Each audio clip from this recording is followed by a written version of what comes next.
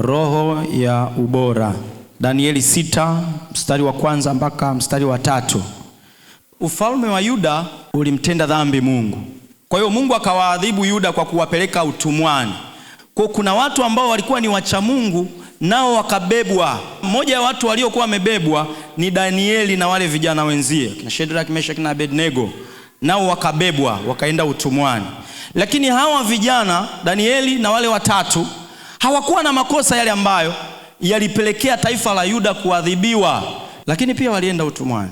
Lakini walipofika utumwani, tofauti ya hawa wakina Danieli na wale wengine ni kwamba hawa walienda kwa adhabu, ila Danieli na wao wengine, ile adhabu, ile ghadhabu ya Mungu ya kuadhibu Yuda haikuwahusu wao. Badala ya kwenda kuwa watumwa, maandiko yanasema kati ya watu wakubwa watatu wa taifa, Danieli akawa mmoja wao. Kwa hiyo badala ya kwenda kuwa mtumwa, akaenda kuwa raisi. Sema raisi. Kwenye Biblia ya Kiswahili imetumia wakubwa watatu kati ya wale maliwali 120. Lakini kwenye lugha ya Kiingereza imetumia presidents, walikuwa watatu. Alafu katika hao maraisi watatu, Danieli ndo alikuwa mkubwa wao. Pigie Yesu makofi wapendwa. Kuna nyakati ambao taifa linaweza likaingia kwenye dhambi ya kumkosea Mungu kwa namna moja ama nyingine, aidha kwa kuabudu miungu au kwa kumwaga damu au vyovyote vile, na ghadhabu ya Mungu inaweza ikashuka kwenye taifa, lakini haitamuhusu mwenye haki. Sema haitanihusu mimi. Haitamuhusu mwenye haki. Sisi kazi yetu wenye haki ni kutaka rehema za Mungu kwa taifa, na kama wasipotaka kutubu, ghadhabu ikishuka haitatuhusu sisi. Haitatuhusu sisi. Ibrahim baba yetu katika kitabu cha Mwanzo sura ya 18 mstari wa 23 na mstari wa 25 anamuomba Mungu kwa habari ya Rutu ndugu yake. Anamwambia Mungu, kama ukienda na ukakuta kuna mwenye haki, je, utamwangamiza mwenye haki pamoja na wabaya? Alafu mstari wa 25 Ibrahim, kwa sababu anamjua Mungu, anajibu yeye mwenyewe, anasema hapana, wewe huwezi kumwadhibu mwenye haki pamoja na wabaya. Mungu hawezi kukuadhibu ikiwa utasimama kwenye haki. Mungu hawezi kukuadhibu. Sema sitaadhibiwa pamoja na wabaya.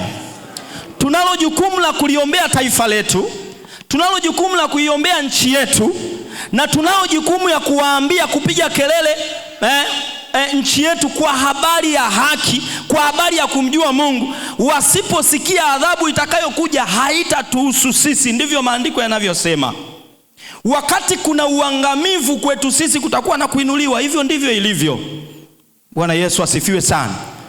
Danieli akiwa amepelekwa utumwani, badala ya kwenda kuwa mtumwa, kwanza akapelekwa ikulu. Alafu pale ikulu akawa ni mkubwa kati ya wale wakubwa watatu walioaminiwa.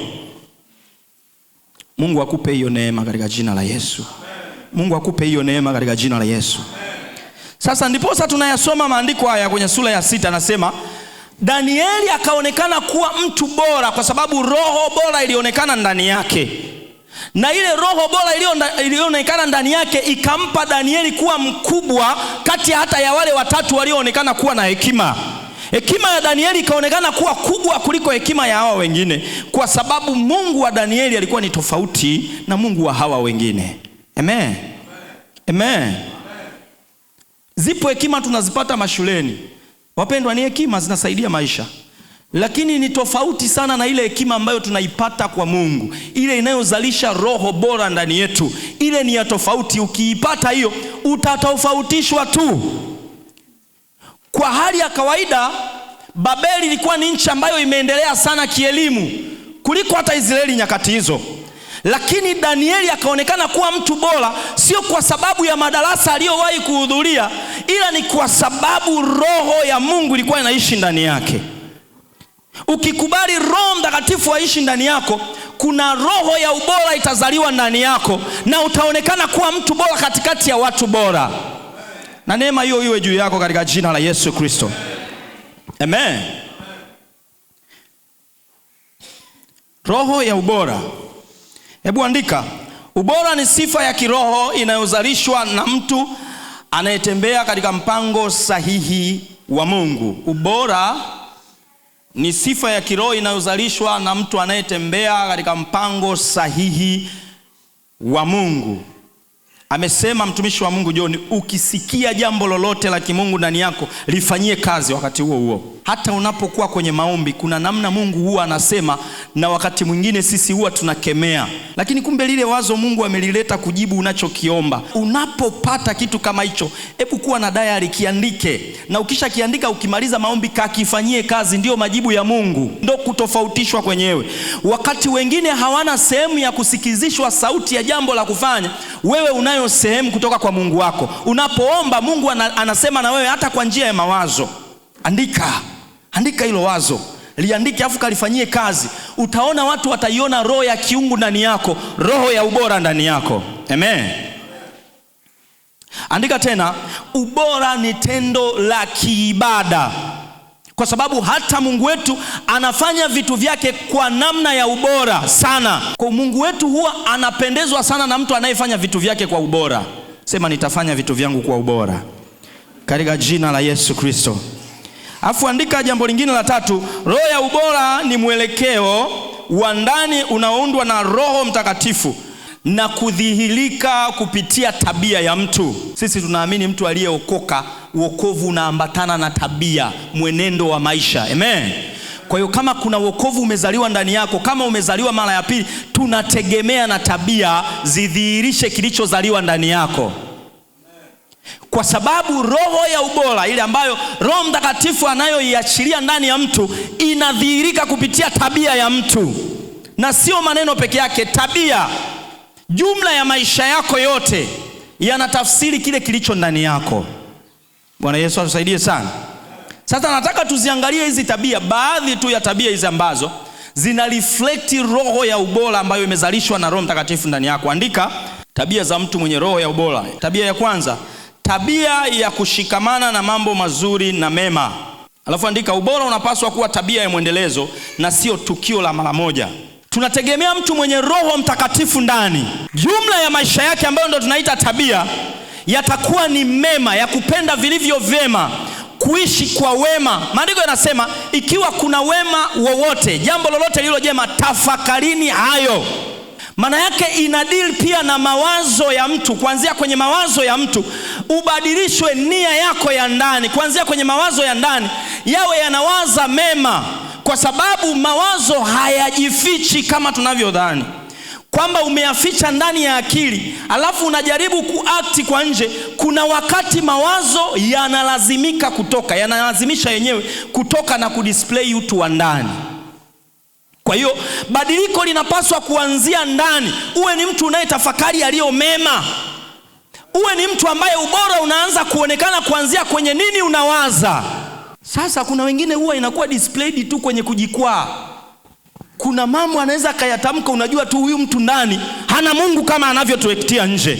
Amejaribu kuficha mawazo yake ya ndani, lakini kuna wakati yameng'ang'ana yatoke kuwaambia watu kwamba mimi ni huyu. Bwana Yesu atusaidie sana. Kwa hiyo roho ya ubora inadhihirika kwa mtu kushikamana na mambo yaliyo mema, si tu ndani, hata nje. Kushikamana na mambo yaliyo mema. Usikubali kushikamana na mambo yasiyo mema. Hata rafiki tu, tafuta rafiki watakao kushepu kwenye wema. Si kila mtu anaweza kuwa rafiki yako. Inasema chuma hunoa chuma, ndivyo mtu anavyoweza kuunoa uso wa rafiki yake. Kwa hiyo ukiwa na rafiki asiye mwema, usiseme ninajiamini mimi nina Mungu. No, atakunoa. Kama kweli unasema unajiamini, tumuone yeye kanisani. Maana lazima mmoja anolewe. Tusipomuona yeye kanisani, ni wewe unayenolewa. Kuna siku tutakuwa hatukuoni kanisani, kwa sababu tu ya aina ya rafiki uliyechagua sio mwema. Usiseme mimi nimeimarika, hawezi kunipotosha. Kwa nini sasa usitafute? Kama kweli umeimarika, kwa nini tusimuone kanisani sasa? Umemnoa, amekuja sasa. Kwa nini yeye yupo huko na wewe upo huku? Kuna ushirika gani sasa unaoendelea? Mungu atusaidie sana. Kwa sababu roho ya ubora haionekani tu kwa kuificha ndani kwamba najiamini mwenyewe. Tunataka na sisi tuione. Kwa sababu roho ya ubora inadhihirika kwa wewe kushikamana na watu walio bora. Kulikuwa na wenye hekima katika Babeli, lakini hawakuwa marafiki wa Danieli. Hawakuwa marafiki wa Shedraki. Hawakuwa marafiki wa Meshaki wala Abednego. Hawa wanne walijitenga peke yao. Hata wakati wa kwenda kupeleka ripoti kwa mfalme, walienda kwanza hawa. Walipobugi wakaitwa na wakina Danieli, walienda kama wao. Amen. Na hekima ilipoonekana, hata mfalme alijua tu kwamba hii sio hekima ya huku Babeli, hii ni hekima nyingine. Na sio tu kwenye urafiki, hata kwenye muonekano wako. Chaguaga vilivyo vyema ndio viwe sehemu ya maisha yako, sehemu ya kutafsiri muonekano wako. Na ndio maana hatudili sana, yani sio mpaka nikufundishe sana, nikufungulie maandiko namna unavyotakiwa kuonekana kama mtu wa Mungu, namna unavyotakiwa kubehave, namna unavyotakiwa kuvaa. Wewe mwenyewe angalia, hivi ndivyo watu bora wanavyovaaga. Mbona ofisini hatuendagi na vitu vya ajabu ajabu?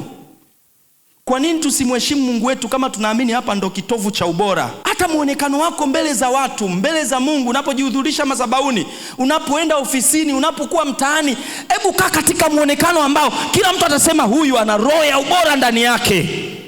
Kuna namna ambavyo ulimwengu unatafuta watu bora katika nyakati wewe haujui kwamba ninatafutwa. Ndo wakati ambao kumbe kuna watu wanatafutaga watu walio bora wafanye nao kazi. Wakati unalalamika ajira ngumu, wakati unalalamika kazi hamna, zipo na kazi zinatafuta watu. Ila wakati kazi inapomtafuta mtu, inakukuta wewe uko kwenye viwango vya uduni. Kataa uduni katika jina la Yesu Kristo. Kataa uduni katika jina la Yesu Kristo.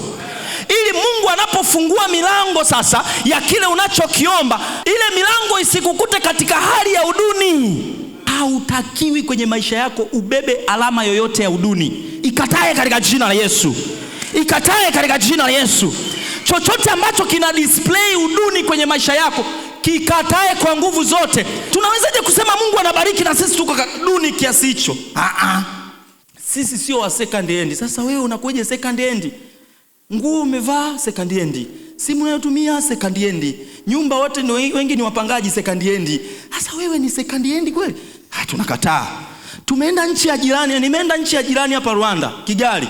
Nimekuta kule wanapiga marufuku mitumba. Wa Tanzania tuna rasilimali zaidi ya hiyo nchi, na tunavaa mitumba, ndo soko la dunia la mitumba. Mungu atusaidie sana.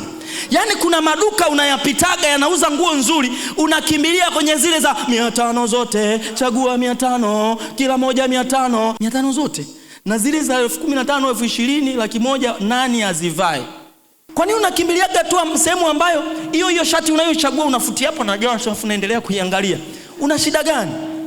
Ukituaga unaenda kufanya shopping, tunakukuta Karume 500 zote, 500 zote. Wewe ndio unaona pana kutosha. Na sio kwamba huna hela, unazo, ila roho ya uduni imekaa, yani imekukandamiza. Sema katika jina la Yesu, roho ya uduni toka. Roho Mtakatifu hawezi kuzalisha uduni ndani yako. Hapana, haiwezekani. Haiwezekani. Wewe unatuambia kwamba hauna Roho Mtakatifu. Sizungumzi kwa wale ambao hawajafikia viwango vya kupata hizo hela. Nazungumza wewe ambaye tayari Mungu amekupa fedha na hautaki kuonesha kwamba kuna baraka za Mungu ambazo unazimiliki. Kwa nini?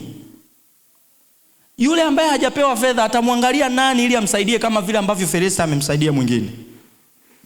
Mungu atusaidie sana. Kuna tajiri mmoja hivi kule Mwanza, ana mabasi mengi, ila ukimwona wapiga debe wana unafuu. Kwa nini Mungu anakubariki na baraka zinaenda juu, ila wewe muonekano wako ndo unapotea kabisa chini, una shida? Maandiko yanasema baraka za Mungu kwetu hazina majuto. Tutabarikiwa na watu wataona tumebarikiwa. Watu wataona tumefanya nini? Ibrahimu alibarikiwa mpaka alikuwa na wafanyakazi mbalimbali, watumwa mbalimbali. Siku ameenda kumsaidia ndugu yake amevamiwa, alienda na wafanyakazi kama wanajeshi. Kwa hiyo anza sasa kukataa mazingira ya uduni kabisa. Kuna eneo huko serikali imelitenga kwa ajili ya kuelekeza maji taka. Tukisema maji taka tumepunguza makali. Maji yanayotoka chooni na penyewe tumepunguza makali. Uchafu wa chooni umeelekezwa hapo. Halafu mtu unaenda kupanga pembeni yake. Una akili wewe? Akili inakuwa nzito, unaamka umechoka, siku nzima imeharibika. Unakemea wachawi walikukaba, ni oksijeni haikuwepo ndani. Umepanga mabwawani. Haujaona maeneo mengine yote, ile umeona mabwawani. Mungu atusaidie sana. hama maeneo duni, kataa kwa nguvu zote. Kuna vitu havihitaji ukemee, kuna vitu vinahitaji wewe uchukue hatua. Uchukue hatua kwamba hapa sio haki yangu, sio saizi yangu, mimi ni mwana wa ufalme. Danieli alipofika kwenye nchi ya utumwa, waliona huyu sio saizi yake kwenda kukokota mavitu huko. Huyu akaage ikuru. Kwa nini usitake kukaa ikuru katika jina la Yesu? Upewe neema ya kukaa mahali ambapo wanadhihirisha kwamba Mungu amekuinua, sio maeneo duni. Wewe sio mtu duni. Wewe Mungu amekubariki. Kubaliana na baraka ya Mungu aliyoiachilia kwako. Mungu anaachilia baraka, wewe unaikataa. Ameachilia fedha, unavaa malapulapu, nguo imechanika unaingangania. Nenda katupage manguo ya jamani, kuna jambo ambalo linanisumbua na naamini Mungu atanisaidia. Nguo umeivaa mpaka imepauka, alafu kwa roho ya upendo unasema naenda kutoa sadaka kwa wahitaji. Toka katika jina la Yesu. Wahitaji hawavai third end, kwa sababu ilikuwa mtumba, ukaivaa mpaka ukaichoka, ndio sadaka kwa wahitaji. Eti naenda kumkopesha Mungu, namkopesha nguo iliyochakaa.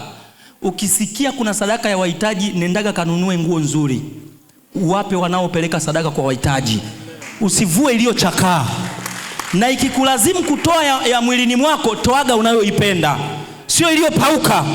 Yaani kama umeona leo ndio nimetokelezea, nimependa hapa, nimetokelezea hapa, usifanye mchezo. Basi nivuage tai, nitoage saa na kitu cha thamani. Inasema wakavivua vitu vya thamani, sio used vilivyochoka, vya thamani. Unawapelekea watu wahitaji, unawapelekea tena kinacho display kwamba ni wahitaji. Unamkopesha Mungu. Mungu atakulipa nini? Vilivyochakaa. Mungu anakusaidia kwa ukubwa, wewe unamtumikia kwa udogo kiasi hicho. Amekubariki na baraka nzuri, unapeleka kwake vilivyochakaa. Kataa. Kataa. Hilo ni roho ya uduni. Ni roho ya uduni hiyo. Kataa. Kubaliana na roho ya mtu aliyeinuliwa. Roho ya ubora ionekane kwako katika jina la Yesu Kristo. Sema Mungu nisaidie. Mtu akiniona tu kwa mara ya kwanza, aone mimi ni mtu bora. Mimi wapendwa, nimewahi kuwa mwajiriwa, nimewahi kuwa mwajiri. Vyote nimewahi kuwa. Na wakati natafuta waajiriwa, watu wa kuwaajiri, nilikuwa napata shida. Na wakati watu nao wanapata shida kutafuta kazi. Kuna wakati nilikuwa natafuta producer wa kunisaidia ofisini, nilipata kazi na maproducer wapo kibao mtaani. Nao wanatafuta ofisi. Lakini nilikuwa natafuta mtu ambaye ofisi yangu iko nyumbani, basi awe na maadili, asiniharibie familia. Tunaelewana vizuri eh? Kwa hiyo wakati wao wanahangaika, wanasema dili ngumu kweli. Na mimi nasema wafanyakazi wagumu kuwapata. Nini kimesimama hapa katikati? Wanaotafuta nafasi hawajakaa kwenye nafasi zao. Na wanaotafuta watu wawape nafasi, wanakuta watu hawako kwenye nafasi zao. Ndio shida iliyopo. Mungu atusaidie sana. Mungu atusaidie sana. Kuna watu wanatafuta watu ambao watakuwa waaminifu, wakawaweke juu ya mali zao. Ila wakikuona, wanaweza kukutegesha tu na 10,000. Ukaiba. Najua hamna mtu hapa. Na ukionekana uaminifu kwako, tayari position imekupata. Uhakikishe baraka zinakutafuta, kazi zinakutafuta dabo. Wewe ndio unaamua hii siitaki na itaka. Sio unahangaika na bahasha mpaka viatu vinaisha. Ongeza kiwango chako cha ubora ndani yako. Omba Roho Mtakatifu aongeze kiwango chako cha ubora ndani. Usihangaike sana. Omba kiwango cha ubora. Vitahangaika kukupata katika jina la Yesu Kristo. Yes. Kuna watu tunaona ni watu wangeweza kukaa sehemu fulani, lakini ubora haujaonekana kwao.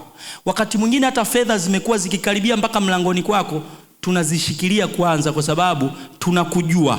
Wewe ni mvivu. Ukienda kwenye hiyo ofisi utalitukanisha kanisa. Tunakujua. Wewe ni mvivu, utaharibu kazi ya watu, kanisa litaonekana ni la wazembe. Tunasema hapo acha kwanza. Labda ufikirie pale. Na niwaambie hata waliopata kazi humu kanisani, waulize walipata kazi kwa CV, watu waliwaambia yule pale atakufaa. Na kuna mwingine anatafuta kila siku. Na kuna mwingine anasafirishwa kutoka mbali, njoo kuna kazi. Na mwingine huko hapa unatafuta kazi. Uone kuna shida? Tafuta ubora, wekeza kwenye ubora ndani yako, utakubeba. Kuna wakati mfalme aliyempenda Danieli, Mungu akubariki. Yule mfalme aliyempenda Danieli, alikufa. Akaja mfalme asiyemjua Danieli. Danieli hakwenda kujipigia debe, akatoka ikulu akaenda kukaa pembeni. Hakwenda kujipigia debe. Kuna siku mambo yakaharibika kwenye taifa la Babeli. Wakamwambia baba zako walitumikaga na mtu fulani, mambo yakaenda sawa. Alienda kutafutwa Danieli, alafu aliingia kwa jeuri ikulu. Wewe si uliacha kumtumikia Bwana, kumwamini Bwana, ukaifuata miungu? Aliahidiwa fedha, akasema potelea mbali na fedha zako, nitakusaidia tu. Akamsaidia na bado ukuu kamng'ang'ania, ukamrejesha. Ukuu huwa unawarejesha watu ambao wana roho ya ubora ndani. Unarejeshwa kwa nguvu. Unarejeshwa, utakataa kama alivyokuwa nakataa Danieli, sitaki fedha zako, lakini bado zikamng'ang'ania, akarudi kwenye nafasi ile ambayo alikuwa nayo enzi za babu wa mfalme. Akarudi ikulu tena. Tafuteni roho ya ubora ikae ndani yenu. Tafuta ubora, utakubeba, utakutofautisha. Nakasirika na ninakuombea isiwe hivyo. Kuona umeingia kwenye kampuni siku 2-3 wanatamani kukushusha, ila hamna pa kukushushia, wanakufukuza. Kwa nini? Kataa katika jina la Yesu. Ukiingia sehemu wafikirie kukupandisha, sio kukufukuza. Katika jina la Yesu, nakataa uduni kwenu, nakataa kufukuzwa kwenu katika jina la Yesu. Kila ofisi utakayoingia, yani uondoke wewe kwa kutaka, sio wakuondoe. Sema nakataa kuondolewa. Nitaondoka nikitaka katika jina la Yesu. Niliwaambia popote ninapokanyaga mimi huwa napamiliki. Pawe ni pa saizi yangu, kwa watu wanaona ni saizi yangu au si saizi yangu. Niliajiriwa ajira ya kwanza Temeke, sijui kitu. Nikakamata nikasema sijui kitu, la nakamata katika jina la Yesu. Hamna atakayekaa humo ila mimi. Nilijifunzia humo, nikajulia humo, nikawa pro humo. Ondoka nilipotaka kwenda masomoni. Na tangu siku hiyo Mungu akawa amenifundisha kila kitu nakikamata, naishi nacho. Roho ya ubora inanipa nafasi. Katika jina la Yesu iwe kwako. Usemi. Hata neno la Mungu linasema maneno yenu yakolee munyu. Alafu tena nasema mjue jinsi ya kumjibu kila mtu. Maneno yako yakisikika masikioni mwa mtu, yasimrudishe nyuma, yamsogeze mbele. Si unanielewa vizuri? Yamsogeze mbele. Ili hata hapo ulipo, kwenye taasisi hiyo ulipo, hapo shuleni, watu waone unafaa kuwa kiongozi wao. Hivi unajua uongozi unaanziaga chini. Wewe unasubiri tu itokee fursa ndo uanze kuonesha ubora. Oneshaga hata mkiwa wawili. Muoneshe mwenzio mimi ni mtu bora. Kwa sababu hujui ni wakati gani huyo mwenzio ataenda wapi na atakuwa nani. Atakutamka huko atakakoenda. Yusufu ni mtu tu alimtamka. Kuna mtu gerezani kule, roho ya ubora iko ndani yake. Kwa nini asije akatafsiri hiyo ndoto yako? Wewe unatakaga tu roho ya ubora ionekane ukiwa umepita madhabahuni unaimba hapa, ndo unaimba kwa katika roho na kweli. Ukitoka nje ni bonge la dudu. Unaharibu kweli kweli, mpaka mchungaji anaogopa kusema yeye ni mchungaji wako. Sema Mungu nisaidie. Usemi, maneno unayoyatamka yawe yanaonesha wewe umeokoka. Watu wasione matukano kwenye kinywa chako. Watu wasione kukatishwa tamaa na wewe. Tena nikufundishe, ukikuta mtu anafanya jambo lolote, hata kama wewe unaona kama hili hataliweza, usiseme hutaliweza.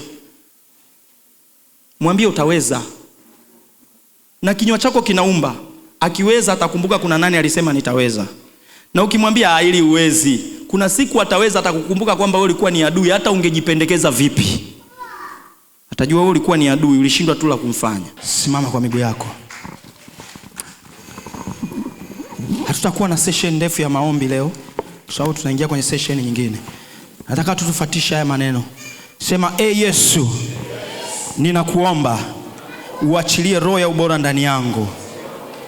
Nguvu ninazo, maana ulinipa kwa Roho yako Mtakatifu. Nimekuwa nikikosa ubora katika mambo yangu.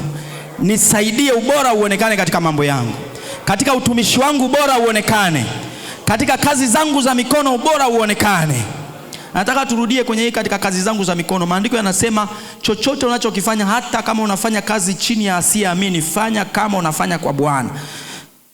Kwa hiyo nataka utamke kwa imani, hata kama unafanya kwa mtu asiyeamini, muabudu miungu. Maandiko yanakuagiza ufanye kama unafanya kwa Bwana unayemwabudu wewe.